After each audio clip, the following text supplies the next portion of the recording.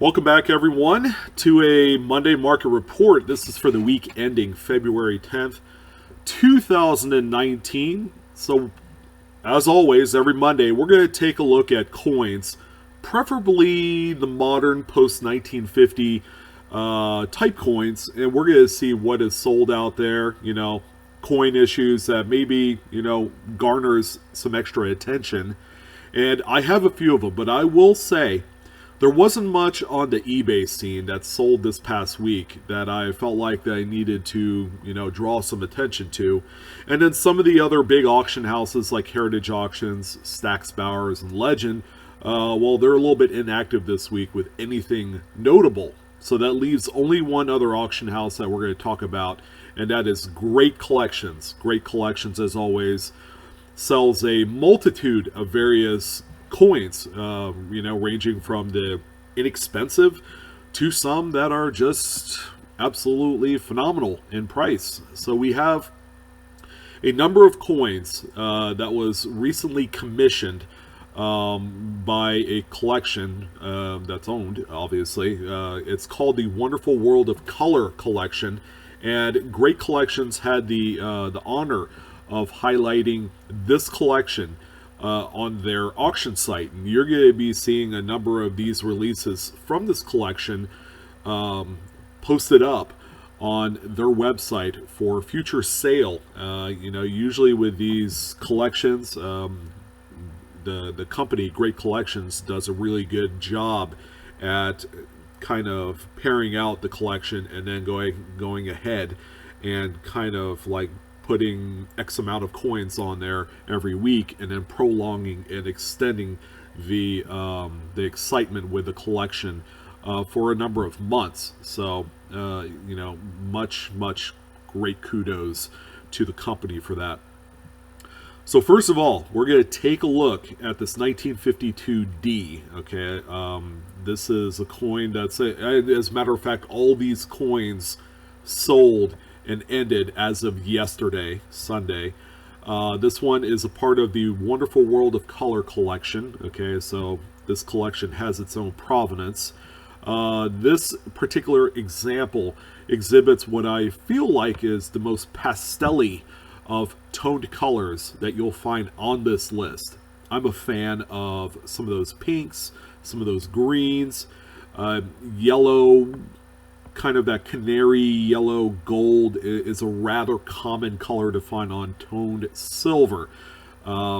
This coin is absolutely fantastic. It graded NGC Mint State 67 star. So some of you are probably wondering what the star is. Well, in the case of NGC's grading world, the star just means really nice eye appeal. And typically that is highlighted by any sort of toned coloration on the coin. So this one is an absolute phenomenal example, and I'm happy to say that this one brought home $3,881.25 this past weekend. A lot of watchers and a lot of bidders on this one. As we all know, the toning plays a huge role in adding all sorts of premium to what would be considered just a regular coin, and the Mint State 67 in itself is all right. It is a condition type of sensitive numerical grade on certain dates, but on 52 and on this Denver coin, it's a relatively okay grade. The coloring is what drove this price, and it's not bad. It's a good looking coin. So this next coin is probably my least favorite in terms of what the overall general appearance is. And this is a 1954 Washington quarter. This one is also part of the Wonderful World of Color collection. This one I could say is graded NGC, Mint State 67 star. So again, this one gets the extra added bonus of the eye appeal designation right on the slab holder. So on this one, as you can see, the obverse toning on the front of the coin where you have Washington is appealing. It's suitable. This might have been an older kind of envelope find.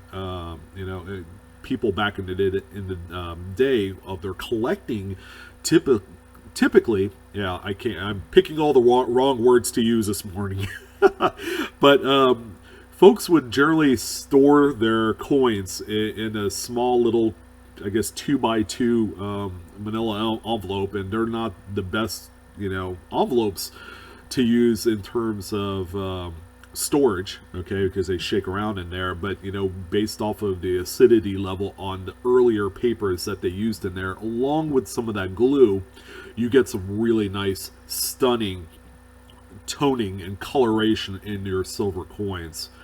So again, this one is my least favorite, mostly in part because of the reverse. This one kind of has that mottled russet brown toning. It's a little bit distracting because it also takes away from the imagery of the coin's design. So, but in any event, this one saw its good share of bidder action, and this one sold for $1,575 and 0 pennies. Okay, and that's with the juice, and that's before shipping. So in case you guys were wondering. So the third quarter on the list is a 1954S. Okay, this one is indeed a Washington quarter, in case you haven't figured it out. And this one was also graded by NGC as a Mint State 67 star. Again, another inclusion from the Wonderful World of Color collection. This one is acceptable in terms of the coloration, and we'll get to that in a second. Again, it's really nice to see some NGC slabbed coins get their due. I know NGC graded coins have taken a backseat to the PCGS coins just because of the discerning quality and the grading action from each company. PCGS is known to be more stringent, so therefore similar numerical grades typically command a lot more money. But in the case of these, not only is the toning driving it, but the actual, acceptability of the grading standards of NGC is making these coins absolutely phenomenal, and one in which, these registry set builders want to attain these regardless of what slab it's in. So this one sold for $1,516.50. It's the lowest coin on my list in terms of the Wonderful World of Color collection. Coloration wise, the obverse, again, just like the regular 54 Philadelphia, is just okay. I would give it probably maybe a 6 out of 10 on the eye appeal scale. What I like most is actually the reverse. Now, here's where my personal opinion on these things kind of like takes a twist. Typically, when you have coloration of any type, toning wise, become way too dark, okay? That is commonly referred to in numismatics as being a terminal stage of toning. This one is awfully close, but you have some of the other residual color that really pops on here, okay? Typically, terminal toning would either be black or maybe a dark brown, but in this case, the dark color is more of a dark maroonish magenta. Okay, without seeing it in person and just looking at the images, I feel like there's a lot more radiant color in this one than what meets the eye. While the reverse is dark, you have some of the lighter coloration toward the center of the coin, which really makes it attractive. So this is the third coin on the Wonderful World of Color collection list that I highlighted this week. And finally, we're going to end it up on one other coin that's different, okay? And again, check your special mint sets for this coin. And it's a 1967 Kennedy half dollar. Now get this. It's a PCGS graded specimen SP or special strike 67 plus deep cameo. Here's the kicker. Okay, for those of you that aren't too aware of what an SMS coin is, well, the US Mint did not make proof coins during the 65, 66, and 67 dates, okay? They've decided to go away with it, and, you know, it really kind of struck a chord with the collecting community that typically order their proof sets during this time. So the Mint went a step further, and they're like, okay, here's what we're going to do. We're going to go ahead and do a special Mint set type product, okay, which is going to appeal to the proof set collectors and also the regular business strike people, okay? And, you know, we're going to put it all together, and then we're going to present it as something that, you know, we probably should have made a proof set. So here is option B. A lot of these coins typically don't have a cameo to them. It's kind of weird. I don't know what it is. Maybe a lack of die prep or maintenance during that time has really made these things look like a regular business strike coin. So they're going to have like the satiny normal surfaces on what, you know, a coin you would find that is uncirculated rather than a proof coin. And this one right here is a stunning example of something you don't typically see. But if you're not searching through special mint sets, you'll never know if you'll find one of these.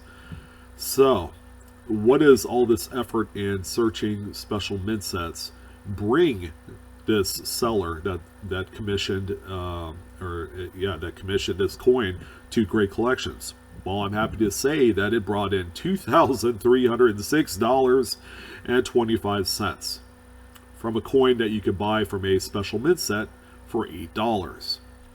Big, huge turnaround on this one, and lots of profit making to be made based off of just a regular, you know, just off of the amount that this sold for. So that wraps up the Monday market report. Again, nothing in the world of Lincoln cents that's worth mentioning. There were a few coins that sold in excess of $1,000, but stuff that I haven't already talked about at one point or another. Nickels was kind of quiet. There was a really nice three-legged buffalo mid-state 64 that sold for over $4,000, although it didn't quite make the list because it's not a post-1950 issue. I figure it's worth mentioning as well. But anyways, I want to thank you guys for joining in on this video, the Monday Market Report for the week ending February 10th. Yes, we are well on our way through the year.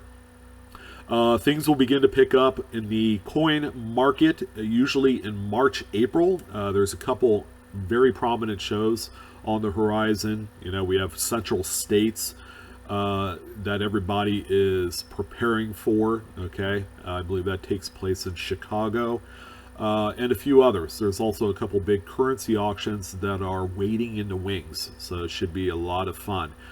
So I want to thank you guys again. Please follow me on Facebook, Instagram, and Twitter. And as always, the best way you can support me and my channel is, most importantly, hit that like button. You could hit it a million times, but it's only going to count as one. But your support is greatly appreciated. Love you guys. And yeah, don't forget to share and subscribe. Okay, if you haven't done so, my name is Sean with Blue Ridge Silverhound. You guys have a wonderful Monday, and I'll see you on some more videos. Take care.